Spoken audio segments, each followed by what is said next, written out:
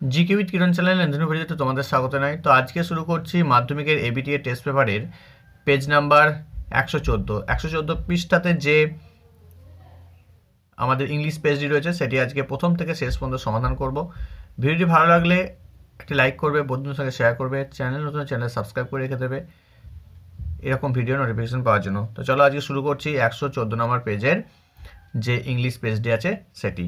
তো দেখো প্রথমে কি আছে, প্রথমে তোমরা দেখতে পাচ্ছ একটা সিন আছে। সিনটা তোমাদের দেওয়া হয়েছে রানওয়ে কাইট থেকে। রানওয়ে কাইট থেকে যে সিনটা আছে তোমরা এখানে গল্পটা আশা করি তোমরা পড়েছো। তো চলো আমরা শুরু করছি একবারে প্রশ্নতে, ঠিক আছে?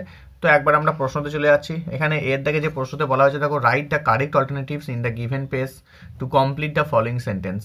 নিচে যে প্রশ্নগুলো আছে সেগুলো সবই এমসিকিউ, অর্থাৎ যেটা সঠিক উত্তর সেটা তোমাকে নিয়ে লিখতে হবে। তো এইদিকে আমরা চলে এসেছি, এদিকে দেখো উত্তর করে দেওয়া আছে।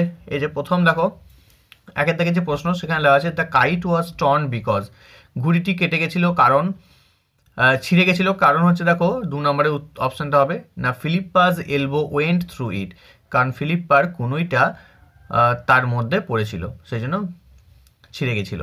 তারপরে দেখো back on the island Philippa and her brother made, আইল্যান্ডে এসে ফিলিপ্পা এবং তার দাদা কি করেছিল, প্লেন্টি অফ কাইটস, অনেক ঘুড়ি তৈরি করেছিল। The kite sailed away to the, তো ঘুড়িটা উঠতে উঠতে কোথায় গেল, ঘুড়িটা উঠতে উঠতে গিয়েছিল মেনল্যান্ডে। Claude learned how to make kites from, ওই ক্লড কীভাবে ঘুড়ি তৈরি করা শিখেছিল না, একটা ছেলের কাছে শিখেছিল, সেই জন্য একটা হচ্ছে উত্তর। এ বয় ইন দ্য মেনল্যান্ড, তো একটা ছেলের কাছে, ওর মেনল্যান্ডে যে প্রধান বাসভূমি ছিল সেখানে একটা ছেলের কাছে ঘুড়ি তৈরি করা শিখেছিল। ইয়ের প্রশ্নটা দেখো, to repair the kite they used air and old letter, ঘুড়িটিকে রিপেয়ার করার জন্য তারা একটা পুরনো চিঠি ব্যবহার করেছিল। আসছে এবার বিয়ের দাগের প্রশ্ন। বিয়ের দাগের প্রশ্নতে বলছে complete the following sentence with information from the text, text থেকে ইনফরমেশন নিয়ে এই বাক্যগুলো পূরণ করতে হবে। দেখো প্রথম প্রশ্নটা আছে কি, প্রথম প্রশ্নটা আছে the old letter was lying, পুরনো চিঠিটি পড়েছিল, কোথায় ছিল না, লিখবে on the book case in the sitting room, অর্থাৎ বসার ঘরে যে বইয়ের তাক ছিল সেখানে। দুইয়ের প্রশ্ন দেখো দেওয়া আছে Claude and Philippa as shipwrecked mariners, তো এটার উত্তর লিখবে Claude and Philippa as shipwrecked mariners signalling to each other with kites, তো এখানে তোমার লিখবে signalling to each other with kites. তিনের প্রশ্ন দেখো বলা হয়েছে they had a kite that was big and covered with lovely red papers, হ্যাঁ, তো উত্তর কিন্তু তোমরা লিখবে lovely red papers, covered with lovely red papers, অর্থাৎ লাল রঙের কাগজ দিয়ে ওই ঘুড়িটা তৈরি ছিল। তারপরে দেখো সিএতে কী বলেছে, সিএতে বলেছে ট্রু ফলস, ঠিক আছে, কোনটা ট্রু হবে কোনটা ফলস হবে সেটা তোমাকে লিখতে হবে এবং তারপর তোমাকে সাপোর্টিং স্টেটমেন্ট বসাতে হবে। দেখো প্রথমে কি আছে, প্রথমে দেখো বলা হয়েছে Claude looked smart when the cord snapped, অর্থাৎ ঘুড়ির সুতো যখন কেটে গিয়েছিল তখন ক্লডকে খুবই চটপটে দেখাচ্ছিল, তো কখনোই না, সে একদম বোকার মতো দাঁড়িয়েছিল, সেই জন্য এটা হচ্ছে ফলস। তো উত্তর তোমরা সাপোর্টিং স্টেটমেন্টে কী লিখবে, Claude standing with a bit of cord in his hand looking foolish, অর্থাৎ ক্লড হাতে করে সেই ঘুড়ির সুতোটা ধরে দাঁড়িয়েছিল এবং সে তাকে বোকা বোকা দেখাচ্ছিল। The kite sword like a bird in the wind, ওই ঘুড়িটা পাখির মতো উড়ে যাচ্ছিল বাতাসে, তো এটা সঠিক হবে, সেই জন্য টি লিখবে। তো we started out and went up like the kite like a bird, অর্থাৎ ঘুড়িটা পাখির মতো উঠছিল আকাশে। বিতে দেখো দুইয়ের দাগে কী বলেছে, tick the correct alternatives to complete the following sentence. আমাদের এখানে দুইয়ের দাগের প্রশ্নটা দেখো দেখে নাও, এখানে দেওয়া আছে একটা আমাদের I must go down to the C again, হ্যাঁ, এখানে সি ফিভার থেকে দিয়েছে, কবিতাটা তুলে দেওয়া হয়েছে, তোমরা কবিতাটা পড়েছো আশা করি। তো এখান থেকে প্রশ্নটাগুলো আমরা দেখে নিচ্ছি। প্রথমে এর দাগের একের যে প্রশ্নটা সেটা হচ্ছে the call of the running tide is wild and clear, অর্থাৎ যে জোয়ার, সে জোয়ারের ডাক কী ছিল, বন্য ডাক এবং সেটা স্পষ্ট। Two stair the boat the poet asks for a, অর্থাৎ নৌকাকে নিয়ে যাওয়ার জন্য তার দিক নির্দেশ করার জন্য কোনটাকে তারা ব্যবহার করতো না, সেটা হচ্ছে স্টারকে, আকাশের তারাকে তারা ব্যবহার করতো। The mist on the sea's face is, অর্থাৎ সমুদ্রের মুখের উপরে বা সমুদ্রের মুখমণ্ডলে কি আছে না, মিস্ট যেটা অর্থাৎ কুয়াশা, সেটা কী রঙের সেটা তোমাকে লিখতে হবে, সি অপশানটা হবে, অর্থাৎ গ্রে, ধূসর বর্ণের কুয়াশা। The poet wants to start his voyage at in, অর্থাৎ লেখক বা কবি সি ভয়েজ অর্থাৎ সমুদ্র যাত্রা শুরু করতে চান একদম ডন অর্থাৎ ভোরবেলাতে, অর্থাৎ বি অপশনে রয়েছে, ভোরবেলা হচ্ছে উত্তর। এরপর আমরা বিয়ের দাগের প্রশ্ন হচ্ছে অ্যান্সার দ্য ফলোইং কোশ্চেন। এখানে যে প্রশ্ন দুটি আছে সেই দুটো প্রশ্নের উত্তর আমরা লিখে নেব, ঠিক আছে। তো দেখে নিচ্ছি এখানে প্রথম প্রশ্ন কি আছে। প্রথম প্রশ্ন আছে, what kind of day does the poet prefer his journey to the sea. তো উত্তর তোমরা লিখবে, the poet prefers a windy day with flying white kites, flung spray, blowing spume, seagulls cries, wind songs, shaking sails and misty sea। তো এইভাবে কিন্তু তোমাদের লিখতে হবে উত্তরটা। অর্থাৎ লেখক পছন্দ করেছেন যে আকাশের উপর দিয়ে সাদা মেঘগুলো উড়ে যাবে, তারপর সমুদ্রের জলের ফেনা, ব্লোয়িং স্পিউম সেগুলো উড়বে, আর কি আর হচ্ছে সিগালসের ক্রাই অর্থাৎ শঙ্খচিলের যে বা গাংচিলের যে আওয়াজ সেটা তিনি শুনতে ভালোবাসছেন, আর উইন্ড সং অর্থাৎ বাতাসের গান, শেকিং সেলস অর্থাৎ পালের যে পথ শব্দ সেটা, আর মিষ্টি সি বলতে অর্থাৎ তুষার, মিষ্টি সি বলতে এখানে বোঝানো হয়েছে তোমার যে কুয়াশাচ্ছন্ন যে সমুদ্র সেটাকে বলা হচ্ছে, ঠিক আছে। তো এরপর আমরা চলে যাচ্ছি দুইয়ের প্রশ্নতে বলা হচ্ছে, why does the speaker use the word lonely to describe the sea and the sky. অর্থাৎ লোনলি শব্দটা তিনি কেন ব্যবহার করেছেন সমুদ্রকে এবং আকাশকে বোঝানোর জন্য বা বর্ণনা করার জন্য। তো উত্তর লিখবে তোমরা, the speaker calls the sea and the sky lonely to highlights their vastness, emptiness and solitude, creating a quiet peaceful yet melancholic atmosphere of nature. তো এখানে বলতে চাইছে যে স্পিকার এখানে কি বলতে চাইছে, সমুদ্র এবং আকাশকে একাকিত্ব বলেছেন এই কারণেই কারণ সমুদ্র হচ্ছে বিশাল, সেটা এমটি চারিদিকে খালি, অ্যান্ড সলিটিউড একাকিত্ব, আর ক্রিয়েটিং এ কোয়াইট পিসফুল এবং এই জায়গাটা খুবই শান্ত থাকে, সেই জন্য তিনি এই লোনলি কথাটা ব্যবহার করেছেন। তো এরপর আমরা চলে যাচ্ছি আনসিন প্যাসেজটা তোমরা দেখে নিচ্ছ। এখানে অনেকটা বড় একটা প্যাসেজ রয়েছে, সেই প্যাসেজটা তোমরা বাড়িতে পড়বে এবং প্যাসেজটা পড়ার পরে তোমাদের যে উত্তরগুলো করতে হবে সেটা আমরা একটু বলে দিচ্ছি। প্রথমে এখানে যে প্রশ্নগুলো আছে সেই প্রশ্নের উত্তরগুলো একটু দেখে নিচ্ছি। বলেছে, the main characteristics of the woman highlights the passage is. তো এখানে উত্তর তোমরা লিখবে, they have the will and confidence to help their communities. এই অপশানটা হবে, অর্থাৎ সি অপশানটা হচ্ছে উত্তর, ঠিক আছে। এই সি অপশানটা তোমরা উত্তর করবে। পরে 2 নম্বর প্রশ্নে বলেছে, Jemi Khosla worked in Koraput district. তো এখানে কোরাপুট ডিস্ট্রিক্ট হবে, অপশান সি হচ্ছে উত্তর, তোমরা সিটা হচ্ছে উত্তর করে নেবে। তারপর তোমাদের এখানে কি বলা হয়েছে, তারপর এখানে রয়েছে 3 দাগের প্রশ্ন। তো 3 প্রশ্ন বলছে, with the help of the villagers Lachhipangi, option C, got a bridge build. এটা হচ্ছে উত্তর, গট এ ব্রিজ বিল্ড। তারপর 4 দাগের প্রশ্ন, according to Jagadananda, the limitation of the government is implementation deflect. তো অপশান বিটা হচ্ছে উত্তর, ইমপ্লিমেন্টেশন ডিফ্লেক্ট। আচ্ছা, 5 বলছে, the main theme of the passage is. তো মেইন থিম কি, অপশান সিটা হবে, তোমরা দেখে নিচ্ছ, অপশান সিটা হচ্ছে the role of the woman as change makers. তো এরপর আমরা চলে যাচ্ছি 6 প্রশ্ন। The person who work towards stopping child marriage in her village is. তো এখানে উত্তরটা হয়ে যাচ্ছে অপশান এ। অপশান এতে যমুনা প্রধানী, ঠিক আছে। অপশান এটা হচ্ছে উত্তর, যমুনা প্রধানী। তো এরপর আমরা চলে যাচ্ছি বিয়ের দাগের প্রশ্নে আমাদের ট্রু ফলস করতে বলেছে। প্রথম প্রশ্ন কি আছে, একটা আছে, ভগবলী মাঝি focused on providing health care facilities in her village. তো এটা উত্তর হচ্ছে ফলস, কারণ এখানে আমাদের প্যাসেজের মধ্যে আছে, Bhagabali Majhi who hails from Rampur village in Koraput district said she wanted to help rural women so that they can earn some money, ঠিক আছে। তো এটা হচ্ছে সাপোর্টিং স্টেটমেন্ট হিসাবে তোমরা লিখবে। দুয়ের দাগের প্রশ্ন বলছে, Jemi Kosla was a highly educated girl. তো এটা সম্পূর্ণ ফলস হবে। This 23 years old girl Jemi Kosla could not continue study after her class 12 due to financial constraints, ঠিক আছে। তো এইভাবে কিন্তু তোমরা লিখবে, কারণ সে 12-এর পর কিন্তু আর পড়াশোনা করেনি, সেই জন্য সে হাইলি এডুকেটেড নয়। তারপর 3 বলছে, Lachhipangi convinced her in laws to help her fight for a bridge. তো এটা হচ্ছে ট্রু, সেই জন্য তোমরা সাপোর্টিং স্টেটমেন্ট হিসাবে তোমরা লিখবে। তো তো সাপোর্টিং স্টেটমেন্ট হিসেবে লিখবে as I was newly married my in lodge were feeling uneasy while doing this discussing but they understood this later. তো এইভাবে কিন্তু সাপোর্টিং স্টেটমেন্টটা লিখতে হবে। আসছি আমরা সি এর দাগের প্রশ্নে। সি এর দাগের প্রশ্ন তোমরা দেখতে পাচ্ছ এখানে রয়েছে সি এর দাগের প্রশ্ন।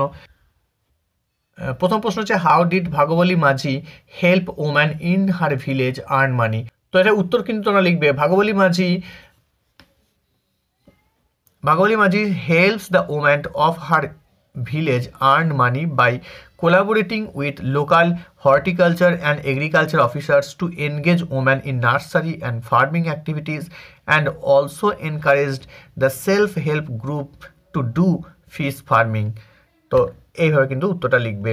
আচ্ছা, দুইয়ের দাগের প্রশ্নটা আমরা দেখে নিচ্ছি what challenge did Lachhi Pangi address in her village.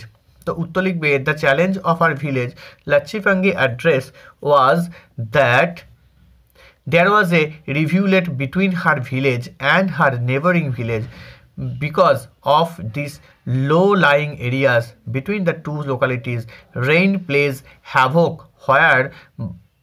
here by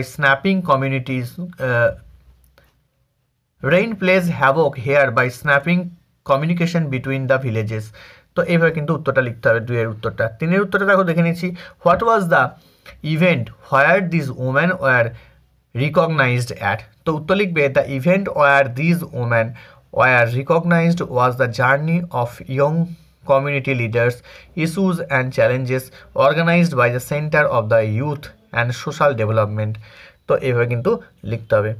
আসছি চারের প্রশ্নে। চারের প্রশ্নে বলা হয়েছে what makes these woman different from others. তো উত্তর লিখবে these women from humble backgrounds are working in tribal dominated district to help their villagers. They are not elected representatives or social activities but their will and confidence to help their peers making them different from others. তো এইভাবে কিন্তু উত্তরটা লিখতে হবে। এরপর আমরা চলে আসছি গ্রামার অ্যান্ড ভোকাবুলারিতে। গ্রামার অ্যান্ড ভোকাবুলারিতে তোমরা দেখতে পাচ্ছ এখানে কি রয়েছে। এটা প্রথমে রয়েছে কারেক্ট অল্টারনেটিভস থেকে লিখতে হবে। প্রথমে হচ্ছে ইফ আই। তো ইফ আই, তো এখানে কী হবে ইফ আই ওয়ার ইউ, যদি আমি তুমি হতাম। আই উড নট, তো এখানে লিখবে would not sign this agreement. I would not sign this agreement. ঠিক আছে, তো এরপর আমাদের চলে যাচ্ছি ডু অ্যাজ ডিরেক্টেডে। প্রথমে দেখো কী রয়েছে, প্রথমে যেটা রয়েছে সেটা হচ্ছে আর্টিকেল প্রিপোজিশন দিয়ে পূরণ করতে হবে। তো দেখো, তো আর্টিকেল প্রিপোজিশন দিয়ে আমরা পূরণ করে নিচ্ছি। দেখো কি আছে, বলছে wake up when you are suppose to wake up, don't hit the snooze button, don't keep on lying in bed. তো এখানে প্রথমে এটা টু হবে, তারপর দা আছে, তারপর একটা অন হবে। ঠিক আছে, তো এরপরে আমরা বিয়ের দাগের প্রশ্নতে চলে এসেছি। বিয়ের প্রশ্নতে এখানে বলা হয়েছে দেখো এক একটা কি আছে, why should I be suspected by you. এটা ভয়েস চেঞ্জ করতে দিয়েছে, এটা প্যাসিভ ভয়েসে রয়েছে, আমাকে অ্যাক্টিভ করতে হবে। তো উত্তর কী হবে, হোয়াইটা হোয়াই থাকবে, আর শুড আইটা এই ইউটাকে নিয়ে আসতে হবে, why should you suspect me.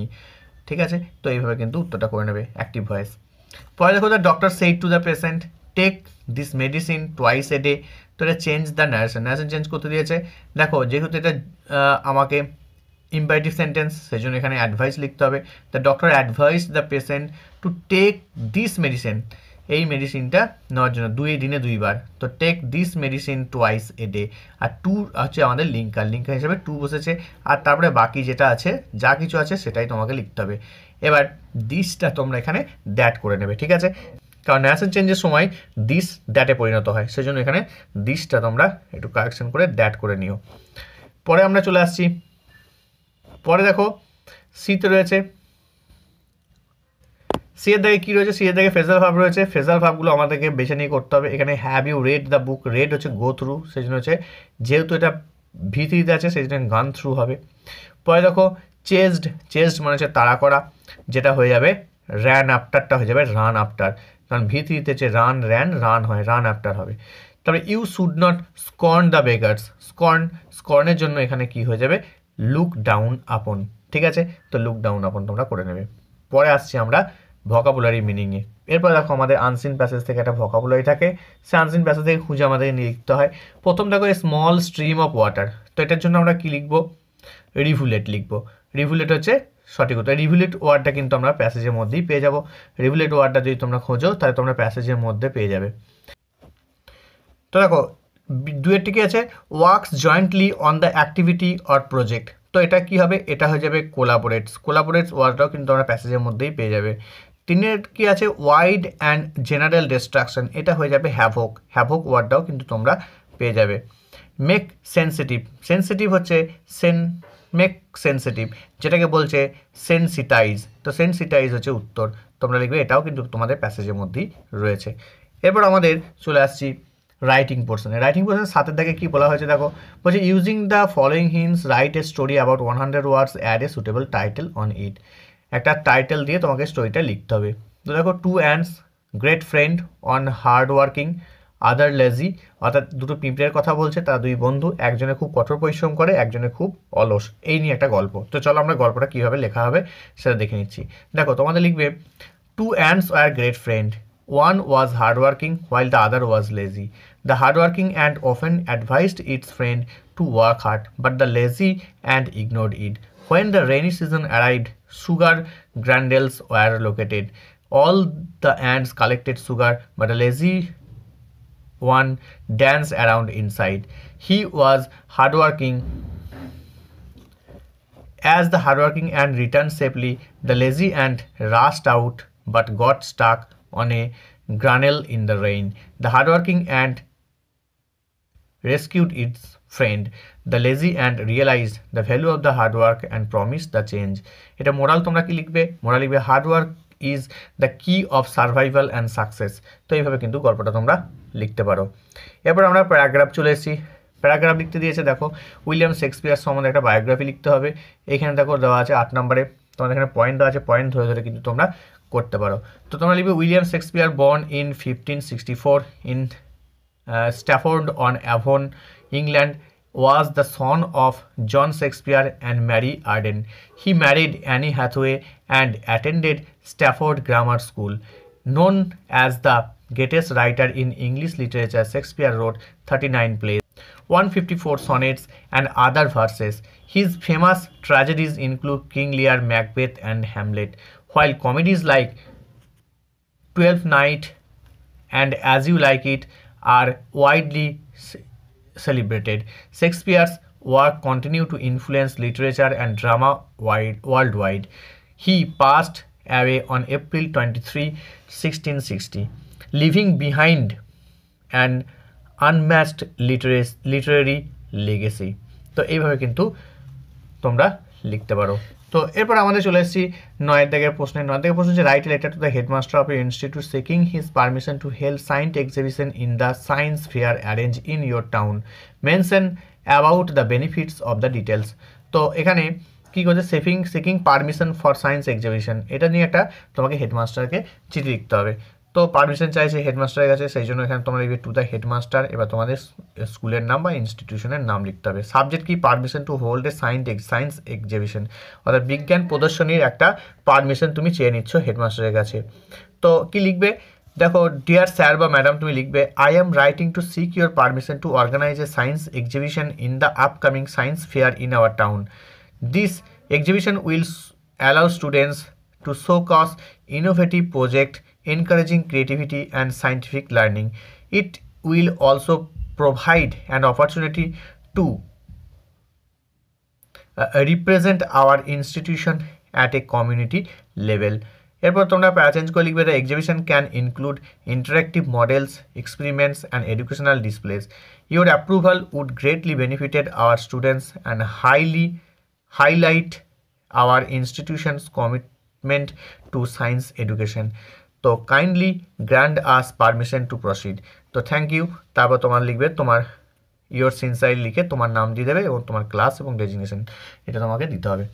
তো এইভাবে কিন্তু তোমরা লেটারটা লিখতে পারো। তো এইভাবে কিন্তু সমস্ত প্যারাগ্রাফ, সমস্ত রাইটিংগুলো করে দেওয়া হলো, আমাদের সিনও করে দেওয়া হয়েছে, আনসিন করে দেওয়া হয়েছে, গ্রামারগুলোও করে দেওয়া হয়েছে। তো ভিডিও ভালো লাগলে লাইক করবে, বন্ধুর সঙ্গে শেয়ার করবে, চ্যানেলটা সাবস্ক্রাইব করে রেখে দেবে এরকম ভিডিও নোটিফিকেশান পাওয়ার জন্য। তো একে একে সমস্ত টেস্ট পেপারের পেজগুলো করে দেওয়ার চেষ্টা করব, আশা করি সঙ্গে থাকবে। তো আজকের মতো এখানেই শেষ করছি ভিডিও। Tata, good bye.